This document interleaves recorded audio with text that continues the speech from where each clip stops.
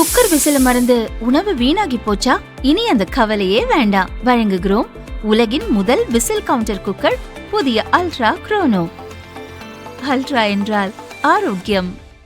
மேற்கு வங்கத்தில் முன்னாள் முதல்வர் மம்தாவின் திரிணாமுல் காங்கிரஸ் கட்சி மிக மோசமான பிளவை சந்தித்து வருகிறது. கட்சியில் மொத்தமுள்ள 80 எம்எல்ஏக்களில் 58 பேர் ரிதா பிரதாப் பானர்ஜி தலைமையிலான அதிருப்தி குழுவில் இணைந்துள்ளனர்.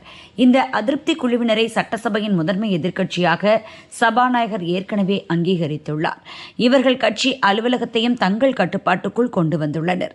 தற்போது இந்த அதிருப்தி குழு திரிணாமுல் காங்கிரசின் அதிகாரப்பூர்வ சின்னத்தை பெற தேர்தல் ஆணையத்தையும் அணுகியுள்ளது. இந்த நிலையில் மேற்கு வங்கத்தின் திரிணாமுல் காங்கிரஸ் மாநில தலைவராக இருந்த சந்திரா முகர்ஜி தனது பதவியை திடீரென ராஜினாமா செய்துள்ளார். கடந்த ஜூன் 3ஆம் தேதிதான் இவர் மாநில தலைவராக நியமிக்கப்பட்டார். பதவியேற்ற ஒரே மாதத்தில் இவர் தனது பதவியை துறந்துள்ளது மம்தாவுக்கு மிகப்பெரிய அரசியல் பின்னடைவாக பார்க்கப்படுகிறது. மம்தாவின் தீவிர விசுவாசியாக அறியப்பட்ட சந்திரா முகர்ஜி தனது ராஜினாமா குறித்து பேசுகையில் மம்தா மீதான தனது வேதனையை வெளிப்படுத்தியுள்ளார். கட்சி அலுவலகத்தில் வைத்து மம்தா என்னிடம் நடந்து கொண்ட விதம் எனக்கு மிகுந்த மனவேதனையை அளித்துள்ளது. கட்சியின் தலைமை அலுவலகத்தை நான் அதிருப்தியாளர்களிடம் தாரை வார்த்து கொடுத்து விட்டதாக மம்தா என் மீது பழி சுமத்தியுள்ளார். இது என்னை ஆழமாக காயப்படுத்தியதாலேயே இந்த முடிவை எடுத்தேன் என அவர் கூறியுள்ளார்.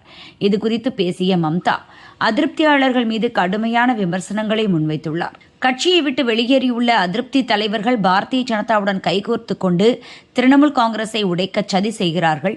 அவர்கள் அனைவரும் துரோகிகள், நன்றி கெட்டவர்கள். தைரியம் இருந்தால் அவர்கள் நேரடியாக பாரதிய ஜனதாவில் இணைந்து என்னை எதிர்கொள்ளட்டும். சில தனிநபர்கள் போவதால் திரிணாமுல் காங்கிரஸ் என்ற பேரியக்கம் அழிந்து விடாது என அவர் சவால் விடுத்துள்ளார்.